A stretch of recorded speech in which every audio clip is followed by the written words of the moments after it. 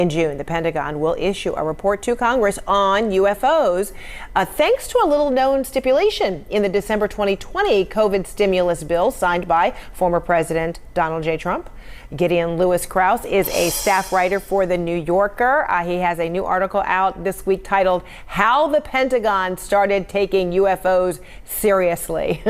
Gideon, so good to see you. So, all right, so how do you explain the Pentagon sharing this, letting everyone know what they've got and what they're thinking? That's a really good question. There are probably a lot of different answers to that. The simplest answer is probably that the government has always had people interested in UFOs as a phenomenon, either in a hobbyist capacity or because they thought there were potential national security implications.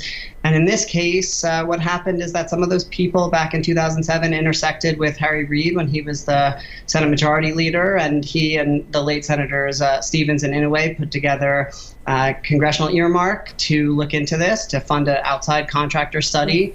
And then, what was a really small earmark, basically a rounding error in the Defense Department budget back then, eventually caught the eye of a reporter who had done work for a number of publications over 20 years about UFO phenomenon. And she brought it to the New York Times, and with a team of other reporters, broke this story in December 2017, which became a cultural inflection point. Wow. And my reporting seems to have uncovered that basically a widespread fascination with the idea that the government was interested in UFOs prompted the government to become more seriously interested in UFOs. Oh my goodness. So Gideon, I can't keep my eyes off the video. I mean, what were you thinking when you saw these images for the first time?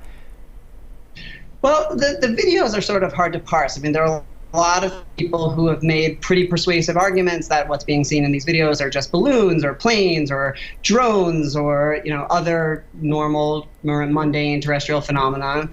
It's very hard to evaluate them outside of a lot of additional evidence that people at the government claim to have, classified evidence from sensor data, satellite data. So it's really hard to say anything all that definitive based on these videos alone. I don't know, those little things dropping down to the ocean.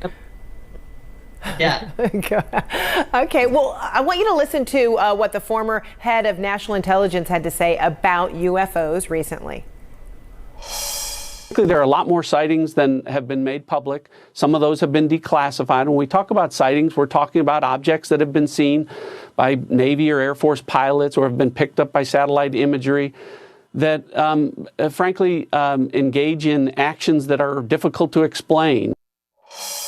So what can we expect from this federal report on UFOs? Now I saw your expression. I mean, should the public expect confirmation of UFOs or an admission from the government? I mean, what's potentially next here? Well, I mean, certainly there's this big basic question of what even are UFOs? And of course, the government looks at it from a very strict agnostic position, these are simply unidentified things in our airspace. Now, what everyone has told me is that we really shouldn't expect all that much from this report. Certainly is not going to be any evidence that we've been in touch with some galactic committee for decades. It's possible there's almost certainly going to be a classified annex to this report that might contain more information. But what's interesting about those comments from former Director Ratcliffe is that I had heard through some of my sources that there were people in the NRO who were very unhappy with the fact that he went on Fox News and he talked about things like satellite data, that a lot of those methods are protected for good national security reasons. And so, it's not clear what to expect.